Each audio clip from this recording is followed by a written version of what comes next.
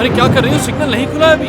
जानती हूँ, नजर आ रहा है। शुक्र है कि तुम जानती हो, अगर नहीं जानती होती तो पता नहीं क्या होता आज मेरा।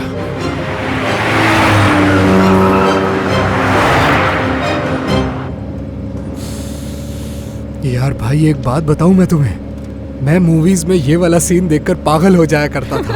जब कोई इतने सारे पैसे ऐसे गड्डी पकड़ के हवा में उड़ाता है, मुझे भी उड़ाना है भाई। फजूल बातें मत करो, पैसों को इनकी जगह पे वापस रख दो। यार कितने परेशान आदमी हो तुम, देख नहीं रहे हम जा रहे हैं। आज हम सब कुछ छोड़ छाड़ के यहाँ से आजाद हो रहे हैं। अना मुझे ड्राइव करने दो।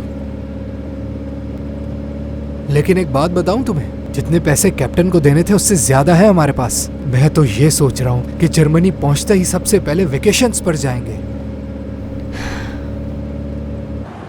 अरे नहीं यार, अरे ये पुलिस कहाँ से आ गई यहाँ? ऐ खुदा हमें बचा ले, हम तेरे यतीम बच्चे हैं, प्लीज हमें बचा ले, एक बार हमें यहाँ से निकाल।